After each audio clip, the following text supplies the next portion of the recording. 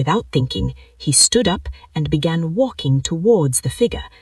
As Obinna crossed the river, the figure waited, still hidden in the shadows of the trees. When Obinna was close enough, the figure stepped forward, revealing a face he knew. It was Ifunanya, his childhood friend. "Obinna," she whispered, her eyes full of fear. "Your father has been betrayed." "What?" Obinna gasped. "Betrayed? By who?" Ifunanya's face twisted in pain. "I don't know how to tell you, but someone in the village is working with the elders. They know where you are." Obinna's stomach dropped. "No," he whispered, his voice trembling. "The tradition will not let you go, Obinna," she said, her voice shaking with emotion. "You are the key. They will keep hunting you until you fulfill it, or until you break it forever." Obinna felt a chill run down his spine.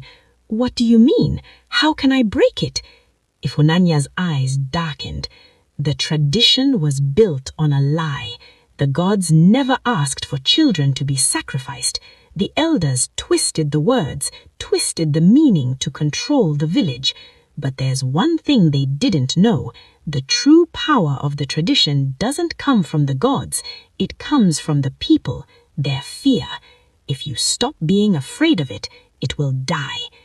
Obinna blinked in confusion. "Stop being afraid?" "Yes," she said. "You are the key to ending this, Obinna. But you must confront the elders. You must show them that you are not a sacrifice. You are a child, and you have the right to live." A heavy silence fell between them as Obinna processed her words. He had always been afraid. He had always feared the tradition, the drums, the spirits. But Ifunanya was right. The elders only had power because of that fear. If he could overcome it, if he could stand before them and refuse to be a sacrifice, maybe he could break the chains that bound the village. He looked up at Ifunanya, determination flooding his chest. "I'll do it," he said, his voice steady. Ifunanya nodded. "I will help you," she said. As the days passed, Okori's grew stronger, but time was running out. The village was getting closer, and Obinna could feel the weight of the decision pressing on him. He knew that facing the elders meant risking everything, his life, his father's life, his mother's life. But if he didn't do it, the tradition would continue, and more children would die, more families would suffer. Obinna and Ifunanya made their way back to the village, moving through the forest under the cover of darkness. They had a plan, but there was no certainty in it, only the hope that somehow, in the face of everything, Obinna could break the tradition that had haunted their people for so long. As they reached the village, Obinna's heart pounded. The air felt thick with tension, like the whole village was holding its breath. He could hear the distant sounds of drums again, faint but growing louder. The elders were waiting for him. Okori stood beside Obinna, his eyes full of pride. "You are ready, my son," he said, his voice quiet but strong. Obinna nodded, his chest tight. He was terrified, but he would not back down. They entered the center of the village, where the elders stood waiting, their faces grim and unyielding. The chief priest raised his staff and spoke in a voice that echoed through the silent crowd. "The boy returns," he said, "but it is too late. The tradition cannot be undone. He must die as the gods demand." Obinna took a deep breath, stepping forward.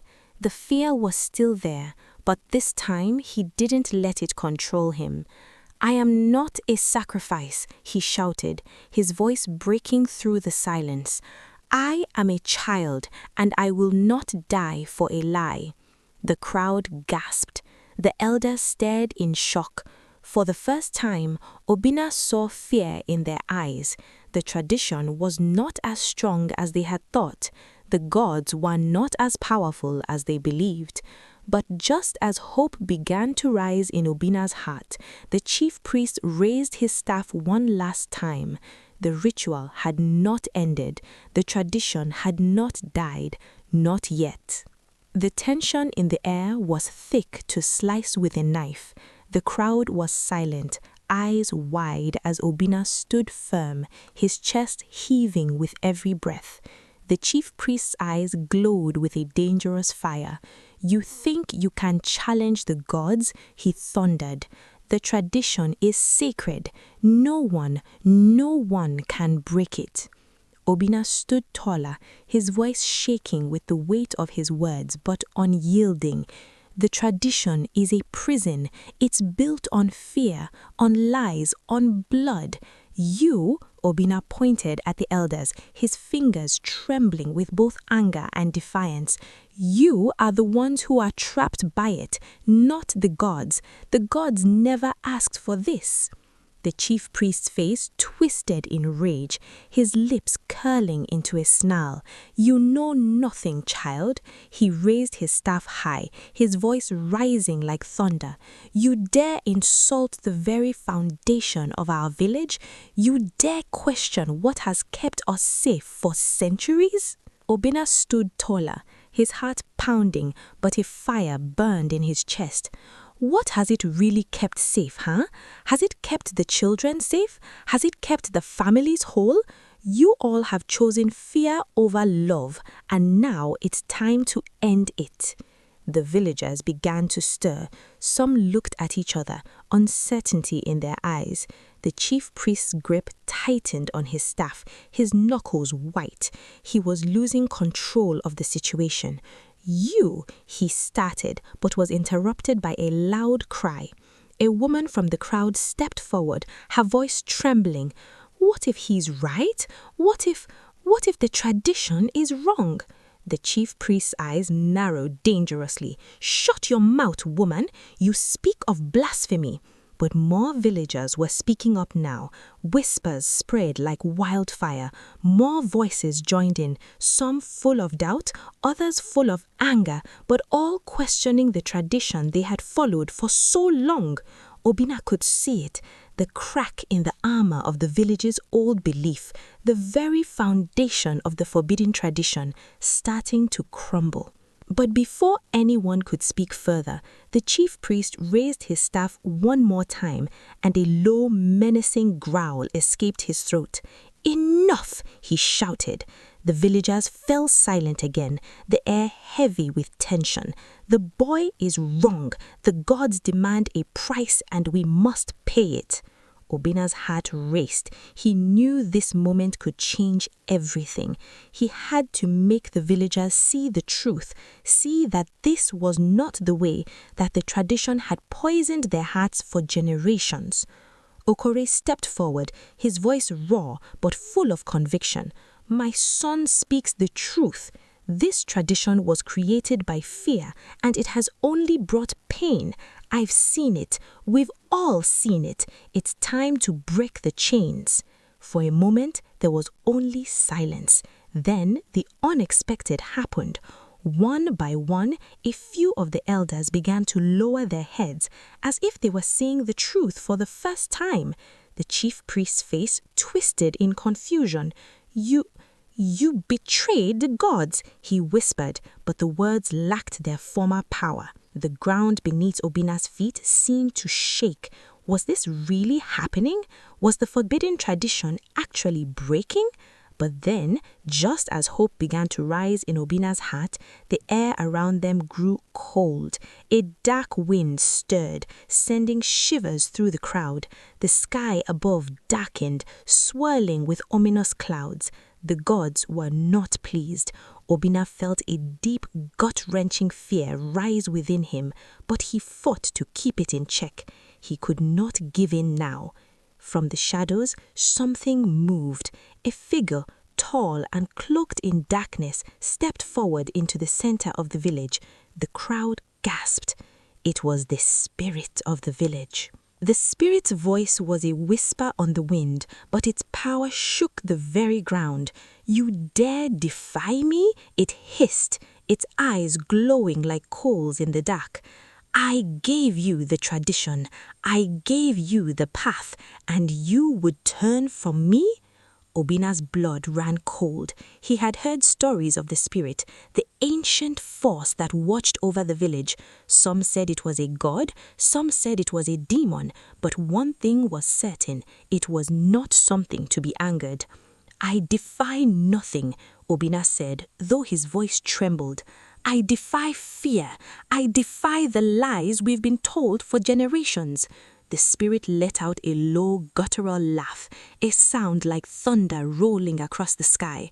"You think you can end the tradition? You think you can end what I have built? Foolish child," it growled. The earth beneath their feet rumbled, and the sky darkened further. A cold mist began to spread across the village. The air was thick with dread, but Obinna refused to back down. He took a deep breath, his hands trembling, but his heart steeled with the weight of his purpose. "I'm not afraid of you," he shouted, his voice carrying through the mist. The spirit's eyes flared with fury.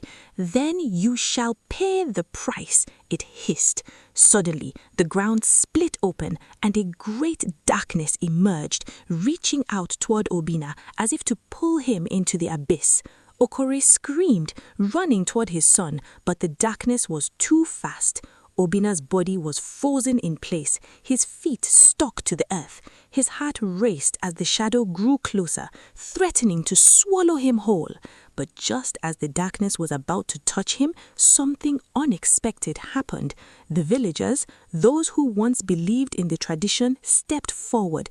They raised their hands, chanting in unison. At first, it was just a whisper, but then it grew louder, stronger, like a wave crashing against the shore. "We are not afraid," they shouted, their voices united in defiance. "We are not your sacrifices." The chant of the villagers grew louder and louder, shaking the ground more than the spirit ever could. Men and women and even children stood together, their voices mixing into one strong sound.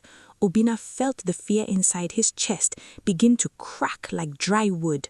For the first time, he was not alone. The darkness that reached for him slowed, trembling like it was confused. The spirit hissed angrily, twisting in the air.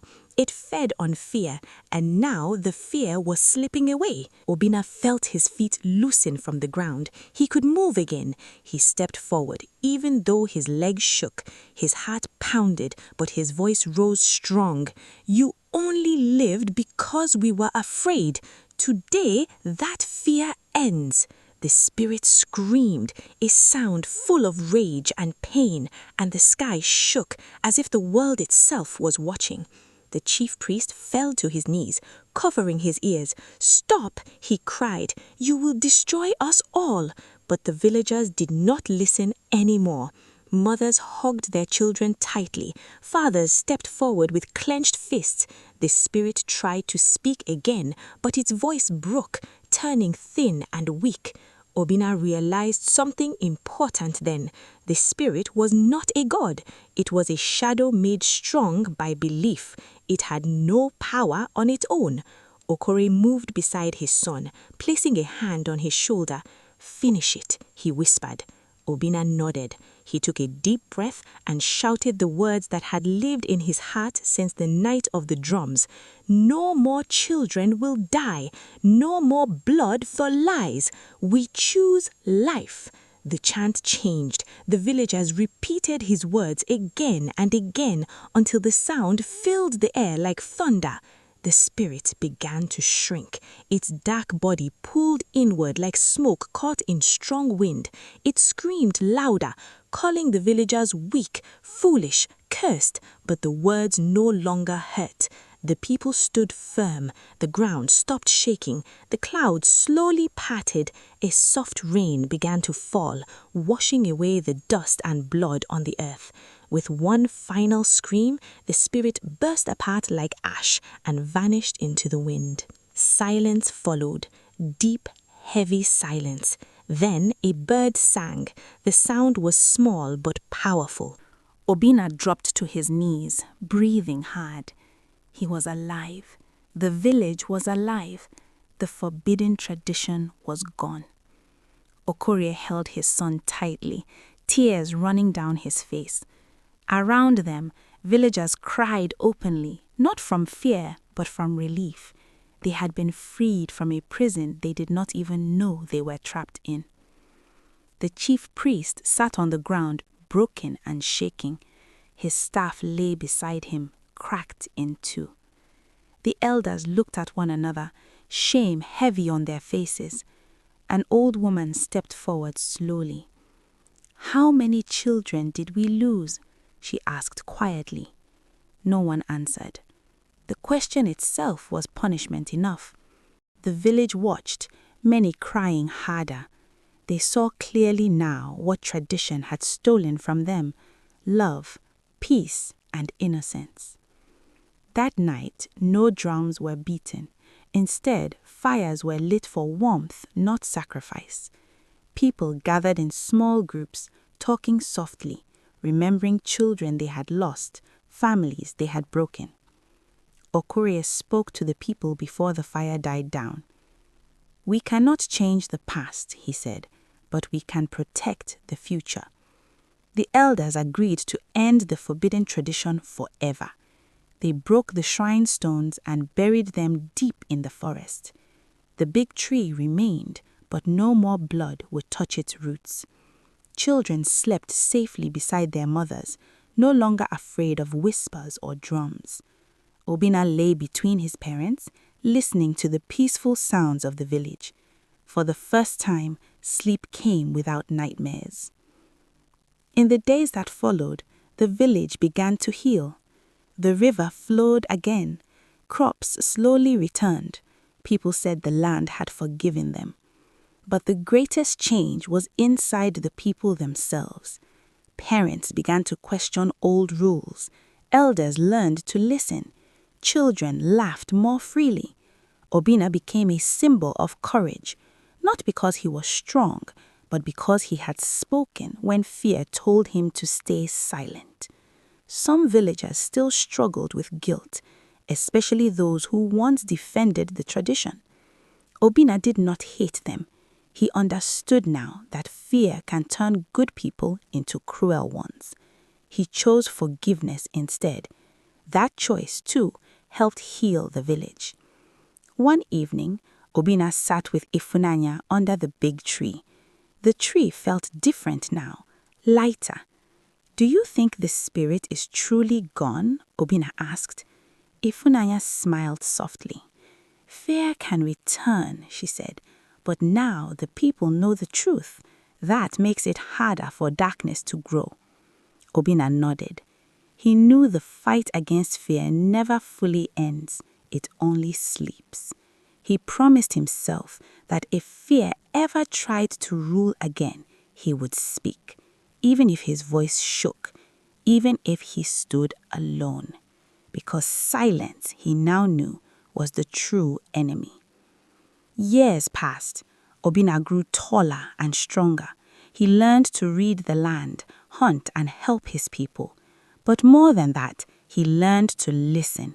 When disputes arose, he reminded people of the past. When someone said, "This is how it has always been," Obinna asked, "But is it right?" Slowly, Umuoka became known as a village that protected its children above all else. Travelers came to hear the story of the boy who stood against the gods and won. Obinna always corrected them. "I did not fight gods. I fought fear," he would say. One night, long after the pain had faded, Obinna dreamt again of drums. His heart raced as he woke, but the sound was different. The drums were soft, joyful, celebration drums. Outside, the village danced under the stars. Obinna smiled. He stepped out to join them, his parents watching with pride. The night air was warm. The sky was clear. No shadows hid in corners. No cries followed the rhythm. The drums no longer warned of death. They sang of life. And so, the forbidden tradition became only a story, a warning passed down to children, not to scare them, but to teach them. A reminder that not everything old is good, that courage can live in small hearts, that fear loses power when faced together. Obinna's name lived on not as a sacrifice, but as a light, and in Umuoka, whenever a child was born, elders would whisper softly, "May fear never rule us again." The village learned at last that the greatest tradition of all was protecting life.